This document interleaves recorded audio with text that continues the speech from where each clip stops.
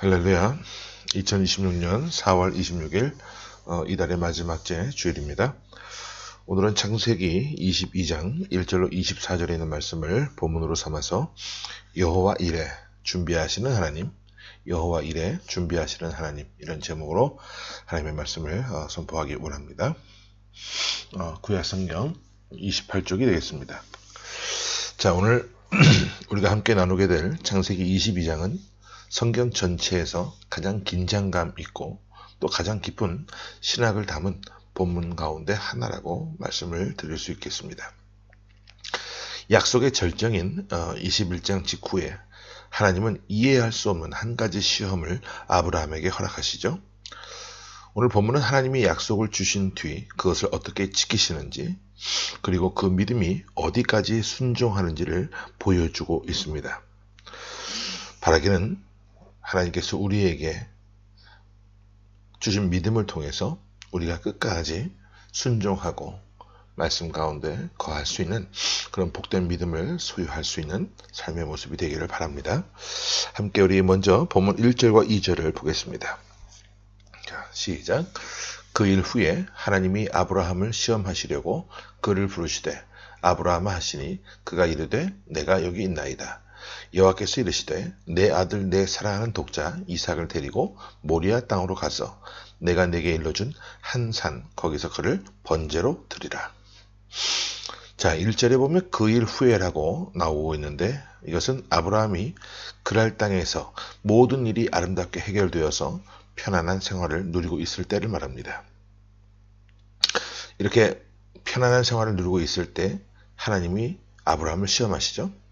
그 시험의 목적은 아브라함을 넘어뜨리기 위함이 아니라 그에게 주신 믿음을 드러내기 위함에 있었습니다.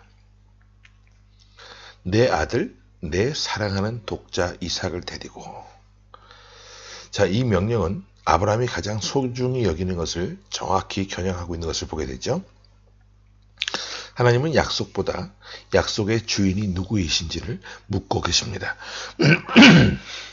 아브라함의 생애를 보게 되면 늘 버리는 훈련의 연속이었음을 보게 됩니다. 고향을 버리고 목초지를 버리고 소돔성의 전리품들을 버리고 첩과 이스마엘을 버려야 됐고 유일하게 남은 아들 이삭마저도 이렇게 버리게 되어지는 훈련의 연속이었음을 보게 되죠. 어떤 분이 우스갯기 소리로 그런 말을 해요. 왜 아브라함이 아들 이삭을 하나님이 지시하신 산으로 올라가서 번제로 드리려고 했느냐. 아마도 사춘기가 너무 심해서 오죽 말을 안 들었으면 그렇게 했을까라고 우스갯기 소리로 말을 하는 어떤 분들의 이야기를 들은 적이 있는데 그것은 사실이 아니죠. 그냥 웃으며 넘어갈 수 있는 그 부분으로 끝났으면 좋겠어요.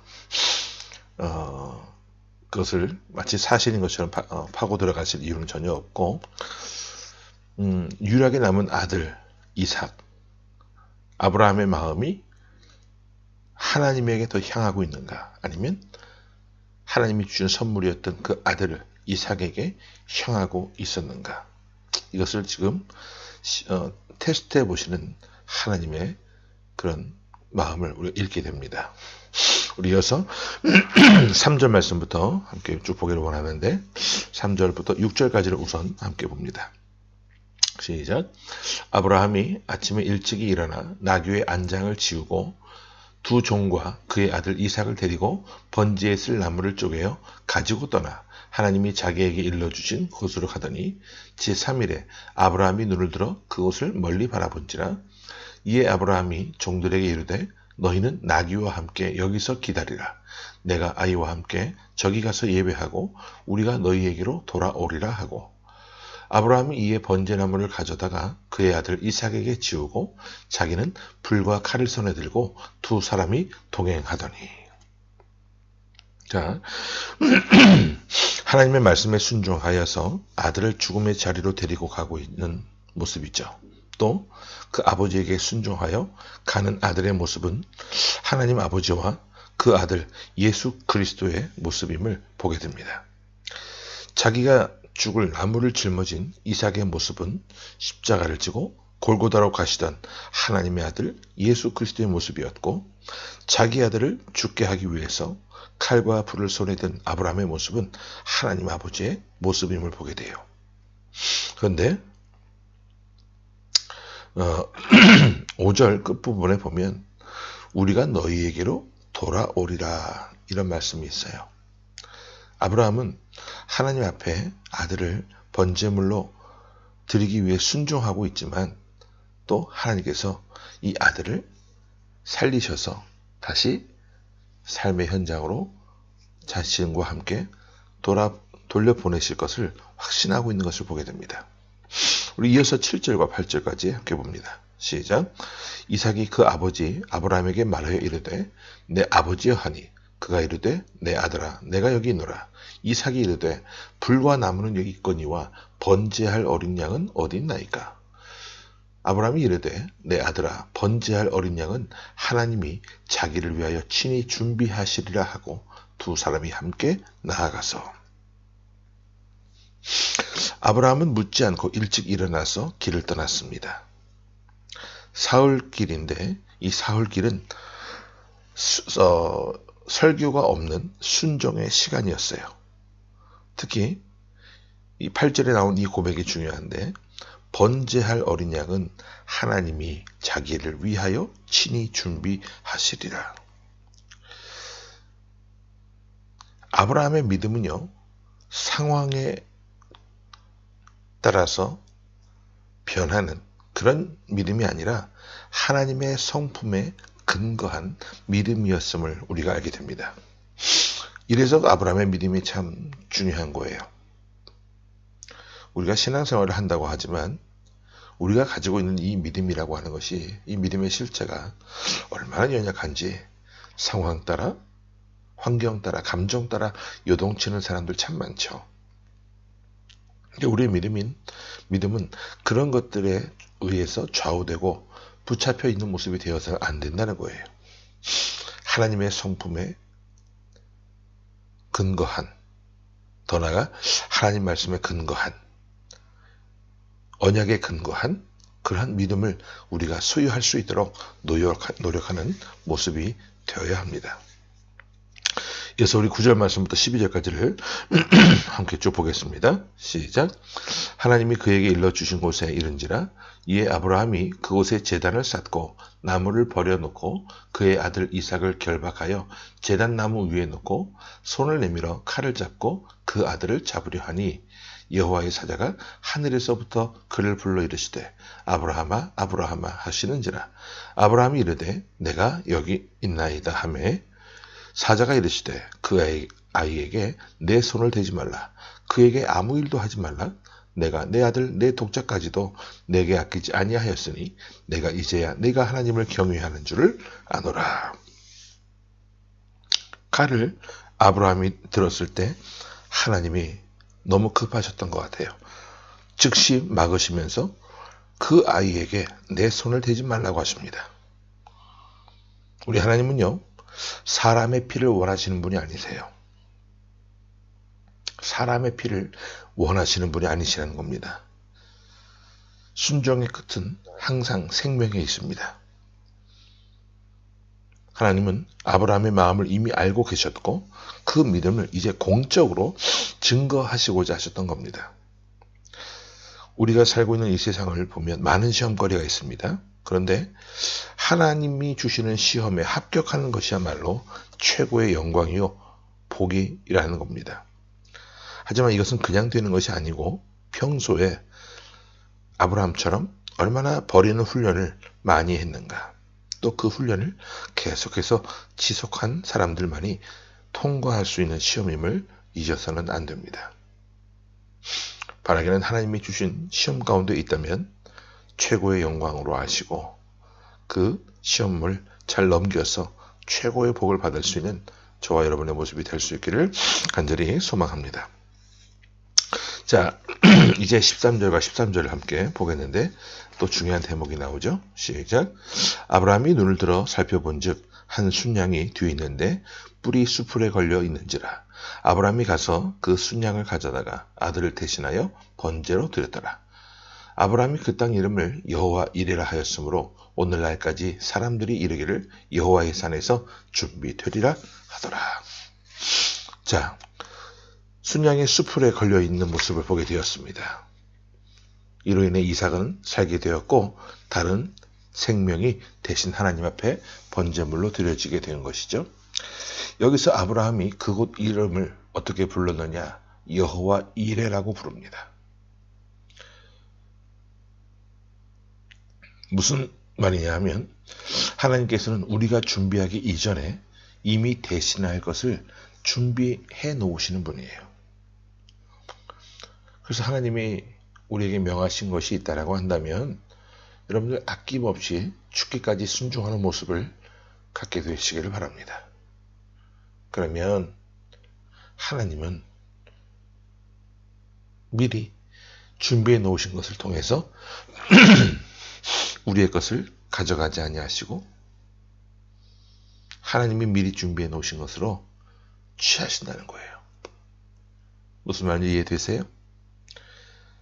내 것인 것처럼 모든 것이 내 것인 것처럼 착각하며 살지 말라는 겁니다.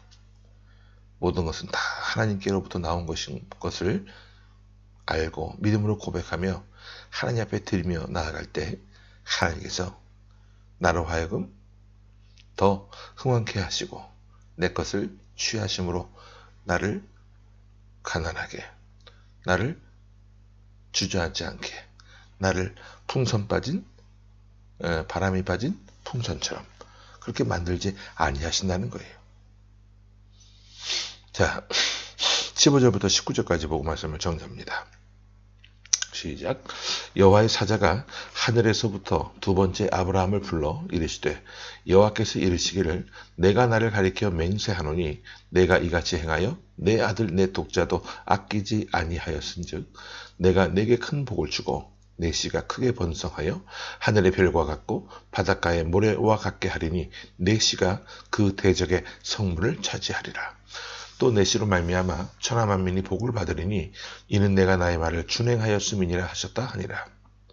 이에 아브라함이 그의 종들에게로 돌아가서 함께 떠나 브엘세바에 이르러 거기 거주하였더라.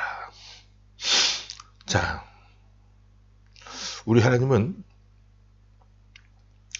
맹세로 언약을 확증하십니다.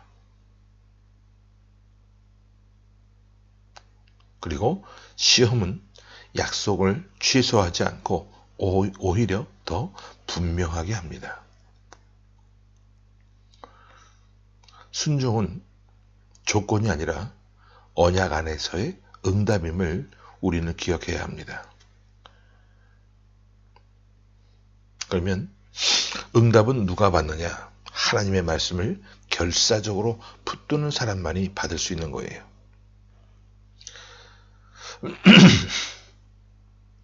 아까 5절에 아브라함이 그런 말을 했었죠. 우리가 너희에게로 돌아오리라. 그런데 19절에 보니까 그 말씀대로 이루어졌죠. 이에 아브라함이 그의 종들에게로 돌아가서 함께 떠나 브엘세바에 이르러 거기 거주하였더라. 종들에게로 돌아왔어요. 누구와 함께? 이삭과 함께. 자, 오늘 본문을 통해서 우리에게 주시는 신학적인 메시지가 있습니다. 세 가지가 있는데 첫 번째, 하나님은 약속을 빼앗기 위해서 사람을 절대적으로 시험하지 않으신다는 거예요. 또한 참된 믿음은 설명 없이도 하나님을 신뢰하게 된다는 겁니다. 세 번째, 하나님은 항상 대신할 것을 준비해 놓으시고 계십니다. 오늘 본문을 통해서 우리가 또 구속사적인 해석을 해볼 수 있는 것들이 있어요. 모리아 산이 나옵니다. 이것은 골고다를 말하죠.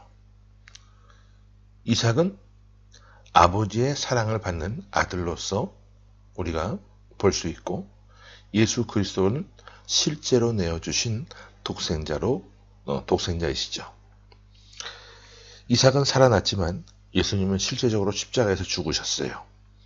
하나님은 아브라함에게 요구하지 않으신 것을 자기 자신에게는 요구하셨어요. 생명마저도 아낌없이 우리를 위해 내어주신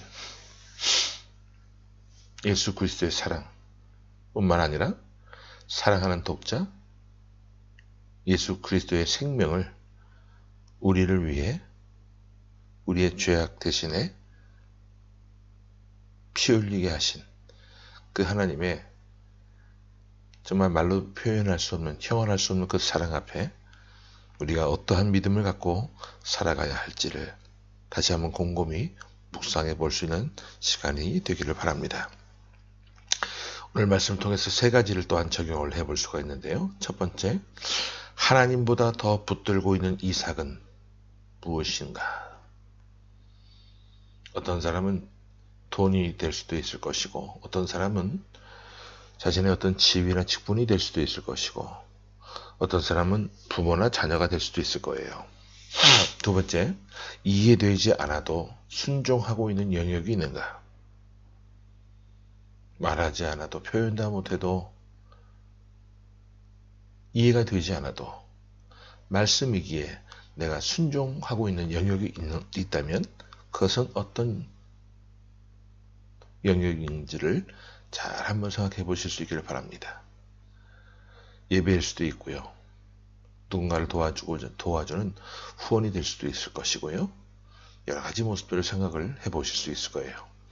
세 번째, 여호와 이레를 경험하며 살고 있는가?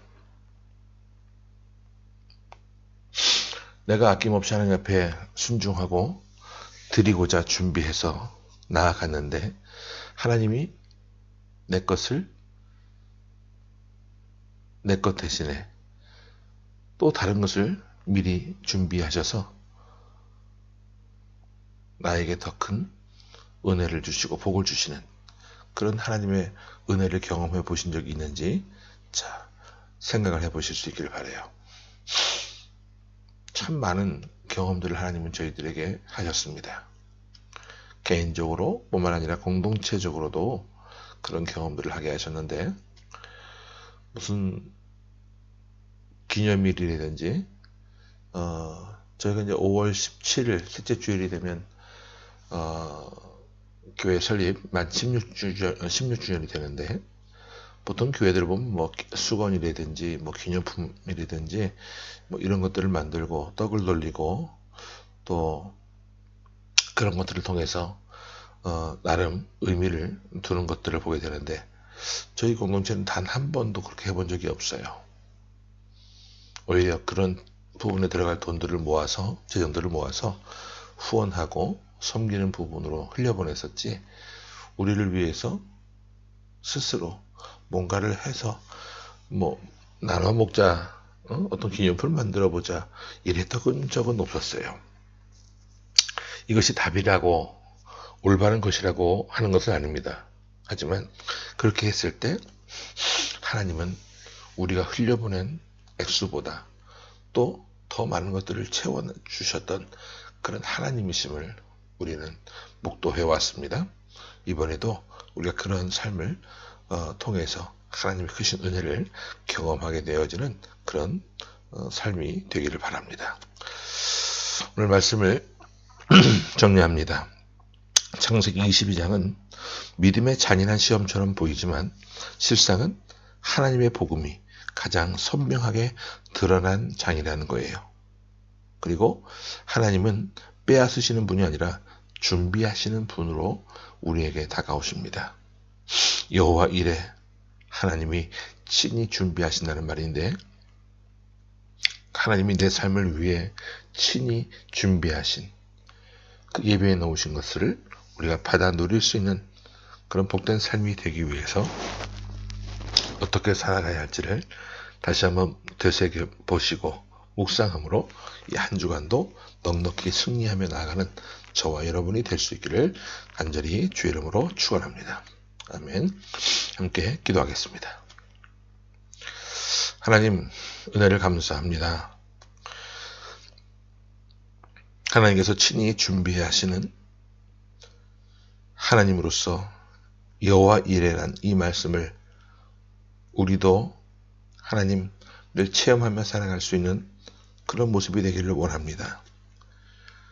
어리석은 인간들, 욕심 때문에 욕심의 눈이 멀어서 하나님 앞에 온전히 나아가지를 못하고 하나님이 우리를 위해 예배해 놓으신 것들을 온전히 누리지 못하는 그런 연약한 믿음의 모습으로 인하여서 하나님, 우리가 더 많은 것을 누리지 못하는 그런 답답하고 어리석은 삶이 되지 않도록 항상 깨어있는 믿음을 허락하시고 말씀에 근거한, 약속에 근거한 하나님의 말씀을 늘 기억하며 순종하는 삶의 모습이 될 수 있도록 도와주옵소서. 상황의 기대에는 믿음이 아니라 상황과 형편을 뛰어넘는 하나님 말씀에 근거한 참된 믿음을 우리들이 소유하게 하여 주옵소서. 그런 믿음으로 나아갈 때 세상이 감당할 수 없는 믿음의 용사로 이 세상을 우리가 호령하며 살아갈 수 있다라고 하는 확신을 갖고 이 한 주간도 하나님 앞에 합당하게 쓰임받고 나아가는 우리 모든 가족들의 모습이 되어질 수 있도록 또 이 땅 가운데 세워진 하나님의 모든 교회들, 성도들의 모습이 되어질 수 있도록 주여 도와주옵소서. 함께해 주시기 원하고 살아계신 예수 그리스도의 이름으로 감사하며 간절히 기도하옵나이다. 아멘.